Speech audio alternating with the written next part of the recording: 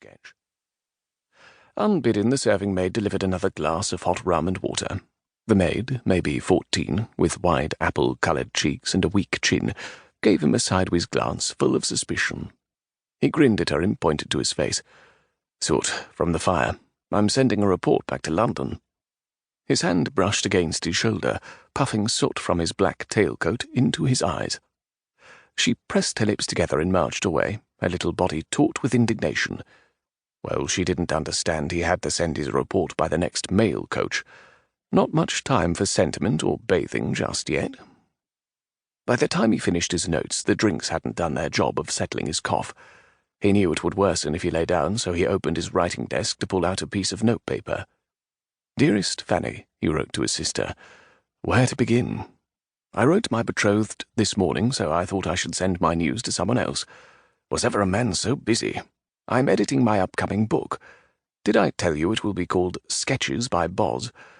I have to turn in the revisions for volumes 1 and 2 by the end of the year, in advance of the first volume releasing February 8th. I'm also working on an operetta, thanks to that conversation with your friend John Huller, in my head at least. I hope to actually commence writing it as soon as my revisions are done. I remember all the happy Christmas memories of our earliest childhood, the games and songs and ghost stories when we lived in Portsmouth, and hope to recreate them in my own sweet home next year. How merry it will be to share Christmas with the Hogarths.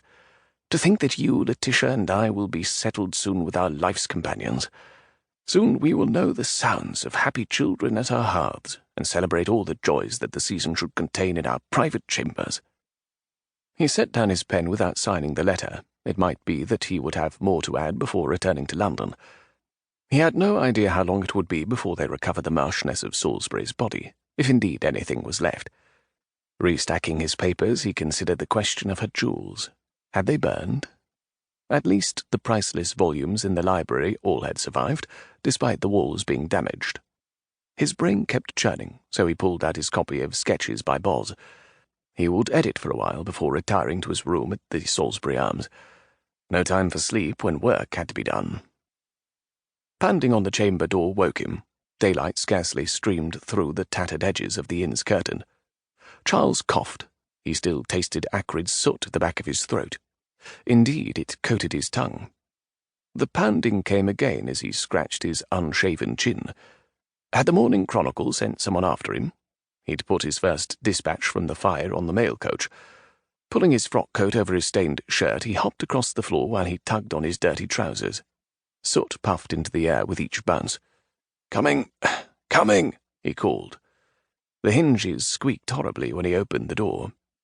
On the other side stood a white-capped maid. She wore a dark cloak over her dress. A bundle nestled between her joined arms. Had she been kicking the door? "Can I help you?" Charles asked, politely enough for the hour. To his right his boots were gone. He had left them to be polished. The girl lifted her bundle. The lump of clothes moved. He frowned, then leaned over the lump. A plump face topped by a thatch of black hair stared back. A baby? Was she hoping for alms? "What's your name, girl?" "Madge, sir. Madge Porter."